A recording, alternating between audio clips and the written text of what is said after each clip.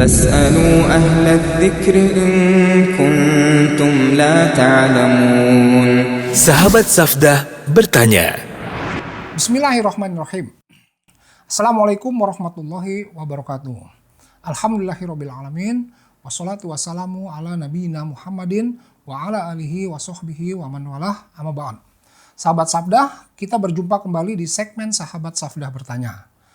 Dan bersama kita sudah hadir guru kita Ustadz Nizar Sa'ad Jabal Hafizahullah yang akan menjawab pertanyaan-pertanyaan yang sudah masuk dari sahabat semua.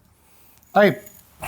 Assalamualaikum Ustadz. Waalaikumsalam warahmatullahi wabarakatuh. Gimana kabarnya Ustadz? Sehat, Alhamdulillah. ya? Alhamdulillah. Baik. Kita jawab pertanyaan lagi ya Ustadz ya. Ini ada pertanyaan dari Farah Ummu Zaid. Pertanyaannya, Bismillah Ustadz, teman saya seorang perempuan yang dulunya dia dan suaminya yang sekarang sebelum menikah mereka pacaran dan melakukan hal yang dilarang agama. Lalu mereka bertobat hingga menikah dan mempunyai anak yang halal. Dan anaknya dididik hingga menjadi anak yang rajin sholat, penghafal Al-Quran. Ia pun menjadi wanita solehah. Namun ia merasa ini adalah istidraj dan ragu dosa-dosanya yang lalu telah diampuni atau tidak. Bagaimana ini Ustaz?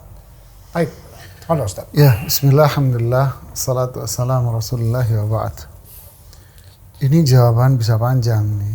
Panjang. Tapi, ya? Iya. Yang sedang-sedang aja Ustaz. Sedang aja ya. Pertama, apakah kisah ini terjadi pada diri orang lain? Iya. Atau kisah ini terjadi pada diri penanya, cuman dia malu untuk membahasakan ini saya. Ya, orang lain gitu ya. Kalau itu terjadi pada dirinya sendiri, kita tidak komen.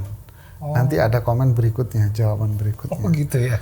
Tapi kalau ini terjadi pada diri orang lain, jawabannya adalah ini bagian dari sikap kepo yang dilarang dalam Islam. Apa itu? Satu, menunjukkan bahwa dua orang teman ini saling membuka aib masing-masing. Iya. Dan ini dosa besar. Ini. Ya, nggak boleh ya. Ya, ini dosa besar. Walaupun mereka menyampaikan itu dengan bahasa curhat.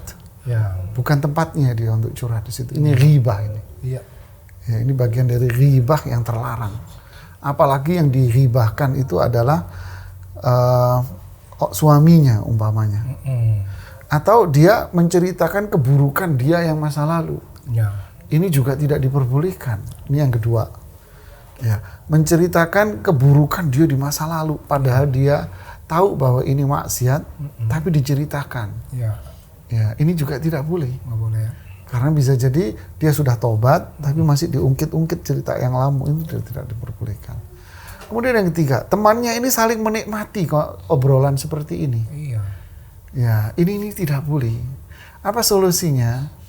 Kalau ada teman yang mau curhat kepada kita tentang keluarganya atau problem itu, dia harus cut karena dia harus paham tentang dia bahwa dia tidak akan bisa memberikan solusi.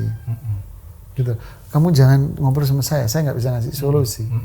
Akhirnya dia ujung-ujungnya membuka aib dan membuka sesuatu yang nggak boleh untuk dibuka kepada orang lain. Ini dosa. Ya. Dapur, rumah tangga, kamar dibuka pada orang lain. Dia harus cut. Ya. Kemudian dia harus memberikan solusi. Apa? Jangan cerita sama saya kasih nomor Ustadz aja. Ini ada nomor Ustadz, kamu bisa diskusi sama Ustadz ini sepuasnya. Ya. Nah, ini jawaban saya yang pertama. Dari teman saya. Nah, ini bahaya. Bahasanya nih teman mending saya. Anda cuma ngasih tahu, ini nanya di sini aja deh. Jangan Anda malah menikmati obrolan dia. Kita jadi dosa akhirnya. Kuping ini bisa bahaya ini. Ya. Kemudian kasus kedua. Dulu si fulan melakukan ini, Ingat, setiap orang ini tidak ada yang terlahir sebagai orang suci di dunia, tidak ada. Tidak ada di dalam Islam manusia suci, itu tidak ada. Kalau mungkin di Hindu, Buddha, di agama yang lain, mungkin Kristen ada yang disebut mereka manusia suci tanpa dosa, bahkan titisan dari malaikat dan sebagainya. Ini di dalam Islam tidak ada. Semua manusia itu berbuat dosa. Mungkin Anda melihat saya menjawab pertanyaan, bisa jadi Anda lebih baik daripada diri saya. Saya masih banyak melakukan perbuatan dosa. Begitulah setiap manusia. Ya. Ya kan? Tetapi khairul khata'in at-tawwabun. Tapi sebaik-baik manusia adalah manusia yang senantiasa ingin memperbaiki dirinya. Ya. Yaitu taubat. Kalau dulu si fulan pernah melakukan begitu, ya sudahlah, itu perjalanan masa lalu. Makanya disebutkan tadi tidak perlu diungkit-ungkit kembali.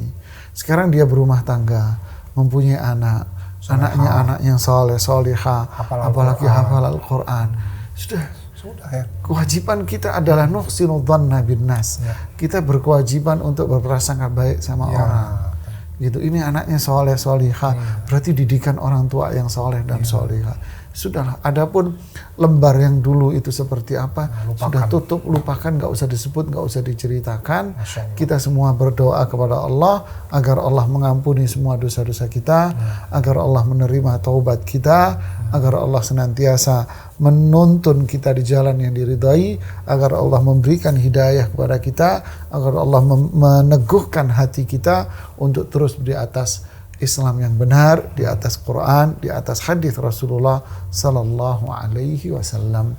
Prasangka baik sama orang, jangan suka ngungkit keburukan orang di masa lalu. Ya, lupakan apa yang terjadi di masa lalu. Jangan suka diungkit-ungkit, tapi masa lalu adalah pelajaran yang berarti bagi kita agar kita tidak terjatuh dalam lubang yang sama dua kali. Wallahu a'lam bishawab. Masya Allah, jawaban yang sungguh mengharukan Ustadz. Sangat memberi solusi. Agama kita ini penuh dengan kebaikan. Taib, syukron, jazakallahu khair Ustadz atas jawaban dan ilmunya. Bagi sahabat Safda yang ingin mengajukan pertanyaan, silakan ajukan pertanyaannya melalui DM ke Instagram Safda TV. Wassalamualaikum warahmatullahi wabarakatuh.